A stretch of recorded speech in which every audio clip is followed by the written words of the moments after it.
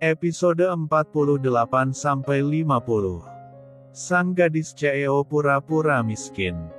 Asal kamu tahu ya Jal, lelaki ini memang pemilik perusahaan, tapi asal kamu tahu.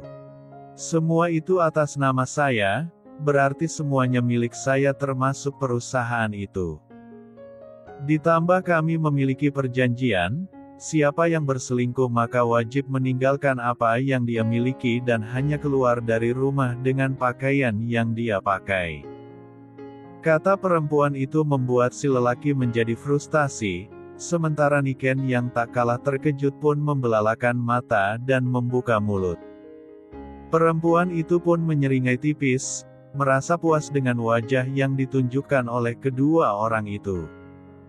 Dirasa sudah selesai, ia pun membalikkan badan meninggalkan restoran. Ternyata pelakor. Teriak beberapa pengunjung menyoraki Niken yang wajahnya sudah memerah malu. Om gimana ini om? Tanya Niken yang justru mendapat tatapan tajam dari lelaki di depannya. Saya tidak tahu. Uruslah urusan kamu sendiri, saya harus urus masalah saya dengan istri saya. Katanya yang langsung meninggalkan Niken setelah mengambil beberapa uang merah di dompetnya untuk membayar makanan. Dumim! Teriak Niken yang tidak dihiraukan oleh lelaki itu. Cik! Sial! Umpatnya dengan menahan amarah. Hahaha kasiam, Jal, ditinggal pemiliknya. Teriak salah satu pengunjung restoran itu membuat Niken memelototkan mata. Diam kalian! Teriaknya. Maaf mbak, silahkan keluar. Jangan lupa bayar dulu makanan Anda. Kata pelayan restoran dengan nada sinis. Lihat itu. Pasti lebih dari cukup untuk membayar semua makanan ini. Kata Niken menunjuk beberapa uang lembaran merah di meja, pelayan itu pun menghitungnya, dirasa cukup ia pun meninggalkan Niken seorang diri. Niken yang merasa dirinya menjadi pusat perhatian pun pergi meninggalkan restoran, ia memilih pulang ke rumah menggunakan taksi yang ada. Sesampainya di rumah, ia menghempaskan tubuhnya di sofa. Bu Murni yang melihat kedatangannya anaknya pun menyeritkan kening saat melihat pakaian sang anak yang tampak sangat kotor. Niken, kamu itu abis kecemplung di mana sih? Tanya Bu Murni membuat Niken mendengus kesal. Kecemplung gimana sih Bu? Niken abis disiram jus alpukat tahu. Katanya membuat Bu Murni tersentak kaget. Disiram jus alpukat? Sama siapa? Siapa yang lakuin itu sama kamu? Tanya Bu Murni membuat Niken memutar bola mata malas. Cik, ibu berisik banget deh, diem bisa gak sih? Kata Niken sedikit membentak. Cek, kamu ini. Oh ya tadi ibu ke kantor perempuan itu. Kata Bu Murni tiba-tiba membuat Niken mendongak sedetik kemudian ia pun memicingkan mata. Ngapain? Tanyanya dengan mata menyipit. Bu Murni yang baru sadar dengan perkataannya pun menutup mulut dengan kedua tangan. Pasalnya ia kesana karena mengetahui sang anak perempuan bekerja sebagai wanita bayaran. Semua itu karena Andin yang ada di pikirannya, mengingat semua itu Bu Murni pun menundukkan kepala. Bu, kata Niken membuat Bu Murni tersentak. Ibu mau masak untuk makan siang dulu, ibu lupa belum masak. Elaknya membuat Niken memicingkan mata. Bu Murni pun langsung menuju ke dapur, tak terasa air matanya pun menetes. Sementara itu Rudy yang melihat video adiknya tersebar di sosial media pun menggusak kepalanya dengan kasar hingga membuat perhatian Surya tertuju padanya. Ada aparat?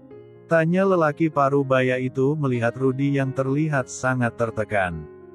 Video Niken dilabrak seorang perempuan yang merupakan istri sah dari seorang lelaki tersebar di sosial media Om. Kata Rudy dengan lemas. Apa? Bagaimana bisa begitu? Apa yang sebetulnya terjadi, Rat? Tanya Surya dengan wajah tegang.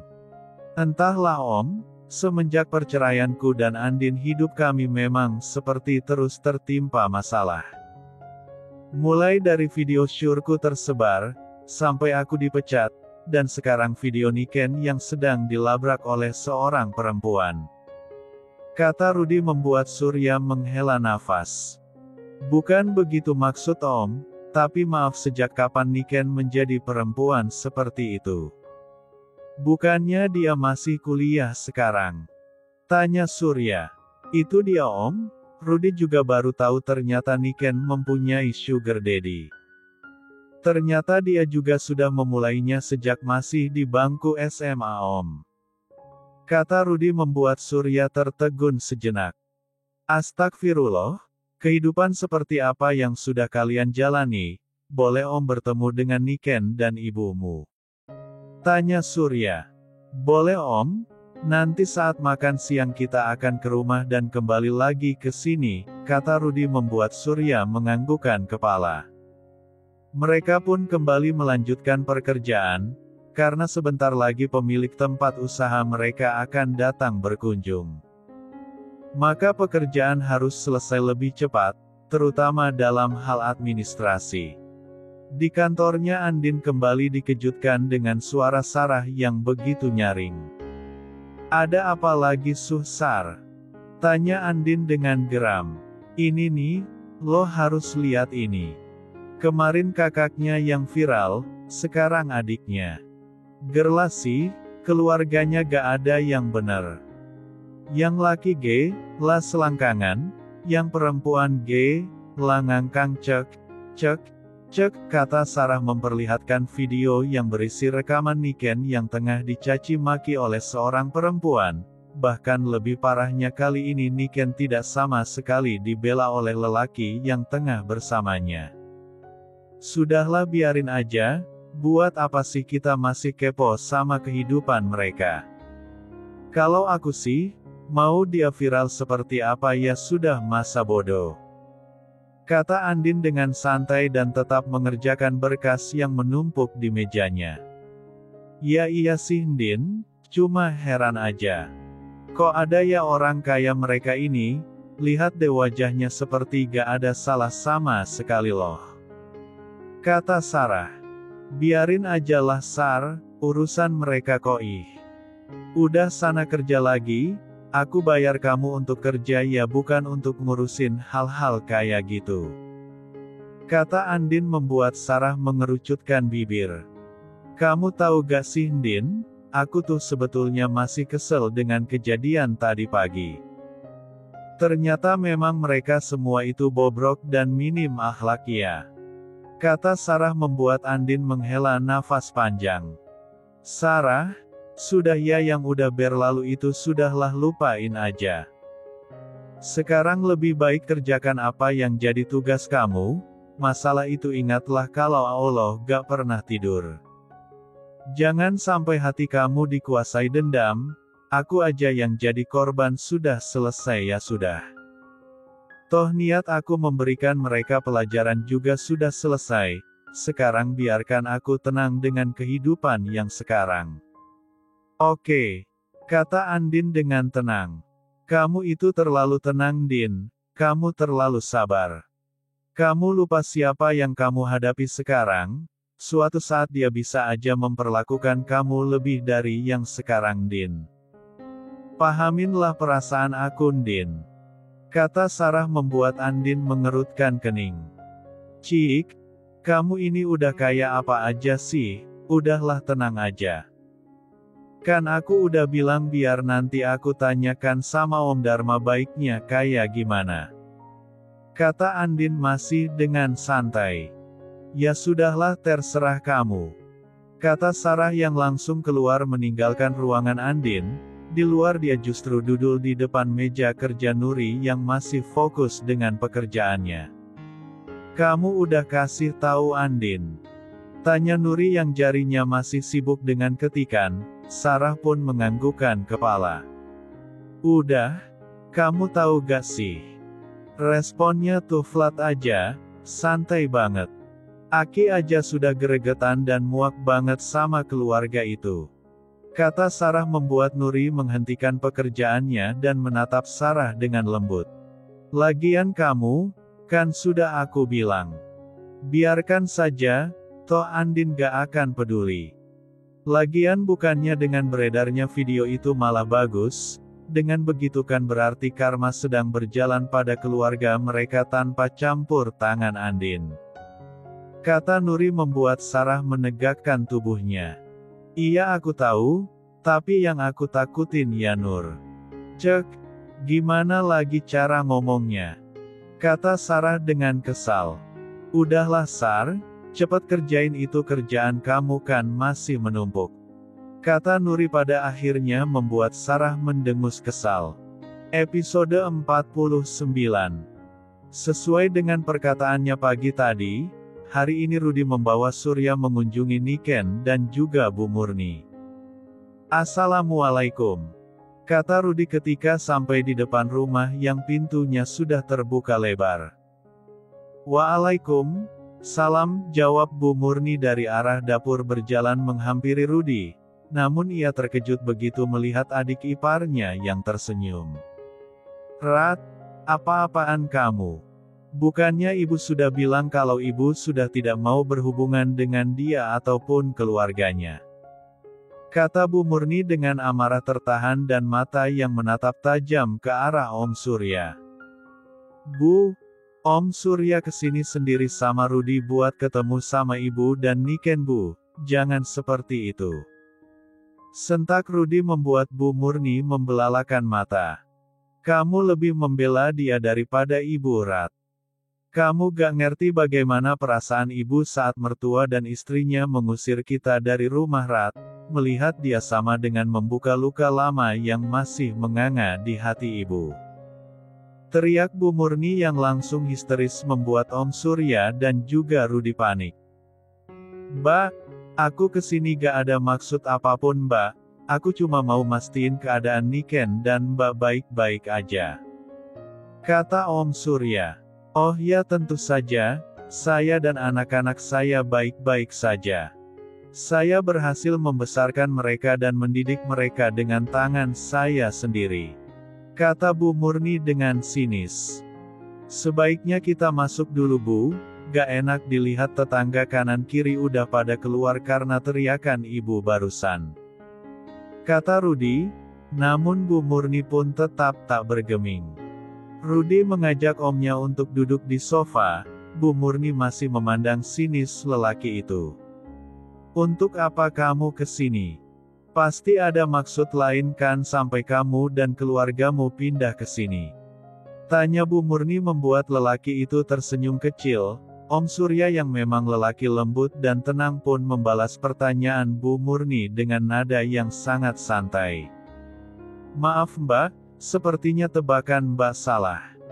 Saya ke kota ini karena memang dipindahkan dari perusahaan dan mengurus CV terbarunya karena berhubung kantor dan pabrik dari perusahaan di sini makanya, tempat packing dan jasa kirimnya juga dibuat di sini. Jadi saya gak ada maksud apapun terhadap Mbak dan anak-anak. Kata Om Surya dengan tenang. Aloh, sambil menyelam minum air kan, apalagi kamu sudah tahu kalau Rudi juga bekerja di sana kamu pasti semakin merasa di atas angin. Iya kan? Ingat ya Surya, sampai kapanpun aku tidak akan pernah melupakan apa yang istri dan ibu mertuamu lakukan padaku. Kata Bu Murni dengan mata berkaca-kaca. Soal itu, saya minta maaf Mbak. Saya sama sekali tidak tahu begitu buruknya kelakuan mereka saat itu. Mbak tahu sendiri kan saat itu saya sering kali merantau, bahkan pulang ke rumah pun jarang walau di hari raya. Andai saya tahu, saya akan melarang mereka melakukan apa yang mereka lakukan saat itu. Tapi sekarang, Ibu, cukup. Aku tidak mau dengar apapun tentang dia. Kata Bu Murni membuat Om Surya terdiam dan menghela nafas. Bu, Biarkan Om Surya menjelaskan dulu kondisi nenek sekarang. Lagi pula menurut Om Surya nenek udah mencari kita selama ini untuk meminta maaf dan mengembalikan apa yang jadi hak kita, Bu. Kata Rudi membujuk ibunya.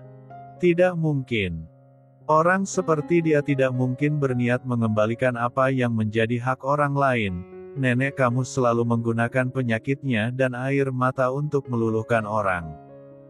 Begitupun saat ayahmu masih hidup dulu, tapi tidak dengan ibu. Ibu tidak bisa dibodohi dengan hal semacam itu. Kata Bu Murni membuat Rudi mendesis pelan. Tapi nenek lagi sakit, Bu. Dia mau bertemu dengan kita. Dia mau minta maaf dengan ibu. Ayolah, Bu. Buka hati ibu, kata Rudi. Tak aparat, mungkin memang belum waktunya nenekmu mendapatkan maaf. Lagi pula, benar apa yang dikatakan ibumu. Bah, saya menjamin jika ibu sudah berubah dengan keadaannya yang sekarang, jika memang belum saat ini mungkin suatu saat. Tapi izinkan saya bertemu dengan Niken dan berhubungan baik dengan keduanya. Kata Om Surya. Terserah kamu. Kata Bu Murni yang langsung meninggalkan kedua orang itu masuk ke dalam kamar. Maafin ibu ya Om, kata Rudi yang merasa tak enak dengan Om Surya. Tidak apa-apa Rat, wajar kok. Mungkin semua wanita seperti itu, kata Om Rudi yang justru membuat Rudi terkekeh. Saya buat minum dulu Om, sampai lupa gak dibuatin minum gara-gara respon ibu langsung histeris kayak gitu. Kata Rudi yang justru membuat Om Surya tersenyum. Gak apa-apa Rat, santai aja, jawabnya yang langsung diangguki oleh Rudi. Lelaki itu menuju dapur untuk membuat minuman. Begitu melihat meja makan ia pun teringat akan tujuannya mengajak Om Surya datang ke rumah. Astaga sampai lupa kalau ngajak Om Surya ke sini buat makan siang bareng. Kata Rudi dalam hatinya. Akhirnya Rudi pun kembali menemui omnya yang tengah duduk di ruang tamu seorang diri. Ayo Om kita makan siang dulu, kebetulan ibu sudah selesai masak, kata Rudi pada omnya. Surya pun tersenyum dan menganggukkan kepala merespon ucapan Rudi. Baiklah, tapi gimana ibumu? Tanya Rudi. Sudahlah, gak apa-apa Om, aku yakin ibu juga pasti gak keberatan. Kata Rudi yang langsung mengajak Om Surya menuju ruang makan.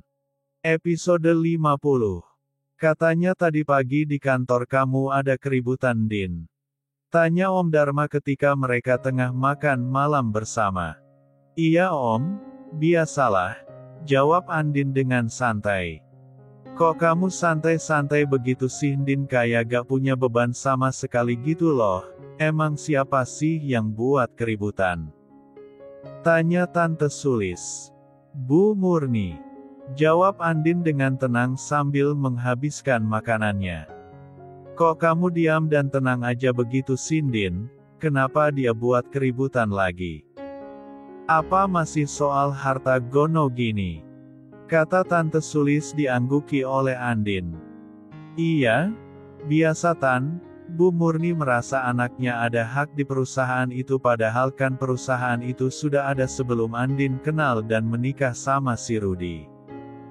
Tapi Tante tenang aja, semuanya sudah bisa teratasi, kata Andin mengembangkan senyum. Udah bisa teratasi gimana? Kamu yakin mereka gak akan ganggu kamu lagi, terutama Bu Murni itu? Lagian dia itu gak tahu diri banget sih, gak ada hak apa-apa kok malah minta harta gono gini. Kata Tante Sulis membuat Andin terkikik melihat respon sang tante yang sangat amat kesal mendengar cerita darinya. Sudah sih Tan, Tante tenang aja. Lagian semuanya udah diurus sama Om Dharma, mereka juga sudah tidak terbukti bisa mengambil apapun yang mereka katakan. Jadi, apa yang harus dikhawatirkan? Kata Andin membuat Tante Sulis menghela nafas. Andin benar Ma, Lagian mereka memang tidak ada hak sama sekali dalam harta yang Andin miliki. Baik itu dari rumah, kendaraan ataupun perusahaan yang sudah Andin bangun jauh dari sebelum bertemu dengan mantan suaminya itu. Pengadilan juga sudah menetapkan tidak ada pembagian harta gono gini, jadi mereka tidak akan bisa menuntut apapun. Kata Om Dharma yang juga diangguki oleh Andin. Baguslah kalau kayak gitu, bukannya bagaimana Yandin? Tante rasanya gak rela aja kalau apa yang kamu miliki bakalan jatuh ke tangan mereka walaupun sedikit. Kamu tahu gak sih mereka itu benar-benar kaya haus akan harta. Bukannya selama ini mantan ibu mertuamu sudah mendapatkan banyak uang dari kamu, harusnya itu lebih dari cukup untuk mereka. Kata Tante Sulis diangguki oleh Andin.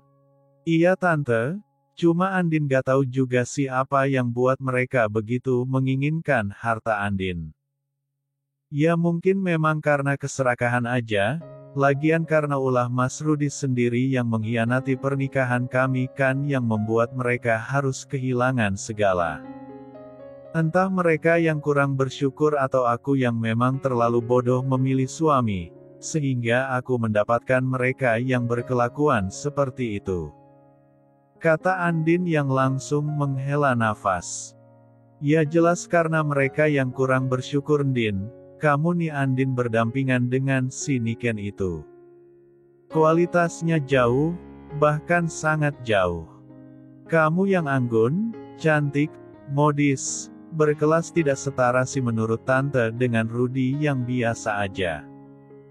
Banyak lelaki di luar sana yang pasti menginginkan kamu sebagai istrinya, tapi mungkin memang belum ketemu aja hihihi, kata Tante Sulis diakhiri dengan kekahan. Cik, sudahlah mah, Oyandin Om dapat kabar kalau mami dan papi kamu 2 hari lagi akan terbang ke Indonesia. Kata Om Dharma membuat Andin tersenyum dengan mata berbinar. Yang betul Om? Tanya Andin yang langsung mendapat jawaban anggukan kepala dari Om Dharma. Iya, papi kamu sendiri yang hubungi Om tadi siang, sebetulnya Om tidak boleh menyampaikan ini sama kamu. Cuma berhubung sepertinya kamu harus tahu, jadi ya Om kasih tahu aja ke kamu. Kata Om Dharma. Iya Om benar, kalau gitu kita harus menyambut kepulangan mami sama papi Om, Tante. Kira-kira kita bikin kejutan apa ya? Tanya Andin menatap keduanya. Kita buat perayaan kecil-kecilan aja Din di rumah, kamu kan tinggal sewa dekor dan juga makanan catering. Nanti kita undang teman dan kerabat mami papi kamu. Kata Tante Sulis memberikan usul, Andin pun menganggukkan kepala. Menurut Om gimana? Tanya Andin pada Om Dharma. Om sih terserah sama kamu aja, anggap aja sekaligus syukuran perceraian kamu dengan Rudi. Iya kan? Kata Om Dharma membuat Andin mengerucutkan bibir. Cik, Om ini ada-ada aja, masa sekaligus syukuran perceraian aku. Mana ada begitu? Yang ada itu syukuran pernikahan, masa syukuran perceraian. Kata Andin membuat Tante Sulis terkekeh. Halah bercanda aja itu Om kamu Din, kamu kayak gak tahu dia aja. Mendingan mulai besok kita mulai mempersiapkan apa aja yang perlu kita pesan. Jangan dengerin apa kata Om kamu itu. Kata Tante Sulis menoleh pada Om Dharma yang tersenyum kecil. Iyalah Tante, tapi mana ada catering yang bisa nerima pesanan dalam waktu dadakan seperti ini Tan. Bukannya kalau pesen catering itu harus seminggu sebelumnya, cek lagian kenapa baru ngasih tahu sih kalau mau pulang. Kata Andin dengan nada kesal. Ya salahkan sana mami sama papi kamu, karena kan Om juga baru dikasih tahu mereka hari ini. Kata Om Dharma mengangkat kedua bahunya, Andin pun semakin berdecak kesal melihat bahu Om Dharma yang naik turun. Sudahlah, kita cari aja dulu, nanti kalau tidak ada yang mau menerima kita akan masak sendiri. Gimana? Tanya Tante Sulis yang langsung membuat Andin tersenyum lebar. Boleh Tan, lagian di rumah Mami sama Papi banyak asisten rumah tangga. Mereka pasti gak akan keberatan kalau kita minta masak dalam jumlah banyak untuk menyambut Mami dan Papi. Kata Andin. Ya sudah gak usahlah mesen catering, kalian bisa pakai asisten rumah tangga aja buat memasakkan makanan untuk menyambut Mami sama Papi kamu. Jadi, kamu tinggal cari dekorasi sederhana aja. Kata Om Dharma. Iya juga ya Om. Kenapa harus sibuk buat nyari catering kalau kita bisa gunain asisten rumah tangga Mami sama Papi? Lagian sepertinya mereka sudah lama tidak bekerja dengan benar. Kata Andin sambil terkikik membayangkan asisten rumah tangga Mami dan Papinya. Tapi Andin, apa kerabat kalian bisa datang? Tanya Tante Sulis membuat Andin terdiam. Selama ini Andin sangat jarang berkomunikasi dengan kerabat dari Mami desen Papinya. Bahkan Andin lebih dekat dengan Om Dharma dan Tante Sulis daripada mereka. Entah bagaimana respon mereka nanti ketika Andin mengundang untuk menghadiri acara tersebut. Mudah-mudahan sih bisa Tan, nanti kita coba aja. Memang sih kerabat Mami sama Papi tuh lumayan jauh dari sini. Cuma insya Allah mereka bisa datang. Kalau gak dicoba, kita gak akan tahu kan Tan. Kata Andin dengan senyum, membuat Tante Sulis pun ikut tersenyum dan menganggukkan kepala. Ya sudah kalau begitu, berarti bereskan. Gak ada lagi yang harus dibahas, jadi kalau sudah selesai lebih baik kamu kembali kemar. Kata Om Dharma pada Andin. Om ini selalu aja seperti itu, biarlah Andin menikmati waktu sama Tante dulu. Selepas makan malam selalu aja disuruh langsung masuk ke dalam kamar, macam kayak anak kecil aja Andin itu. Kata Andin membuat Om Dharma tertawa dengan sangat puas. Memang kamu kan masih kecil, cuma karena kamu terlalu cepat ambil keputusan untuk menikah aja makanya kamu cepat menjadi janda. Kata Om Dharma membuat Andin semakin mengerucutkan bibir. Tante, lihat Om tuh. Kata Andin yang mengadu bak anak kecil mengadu pada ibunya. Sudahlah Mas, jangan ganggu Andin teh terus, lagian gak etis hal seperti itu terus dibuat candaan. Takutnya Andin tersinggung nanti. Kata Tante Sulis membuat Andin merasa menang di atas awan. Allah, gak bakalan dia tersinggung, iya kan? Kata Om Dharma membuat Andin menyipitkan mata. Mana ada kalau Andin kesel ya Andin tersinggung lah Om. Kata Andin yang melipat tangannya di dada. Nah, tuh kan, kelakuan aja persis kayak anak kecil begitu. Gimana Papa gak memperlakukan dia seperti anak kecil mah? Kata Om Dharma menunjuk Andin yang bersikap seperti anak kecil pada istrinya. Tante Sulis pun hanya menggelengkan kepala mendengar perdebatan keduanya. Sudahlah, kalian ini, pengacara hebat sama pengusaha hebat masa sama-sama seperti anak kecil yang memperebutkan permen. Kata Tante Sulis membuat Andin melirik ke arah Om Dharma. Om duluan Tante, Andin duluan mah. Keduanya berbarengan membuat Tante Sulis yang tengah membereskan piring bekas makan mereka pun menghela nafas dan menggelengkan kepala.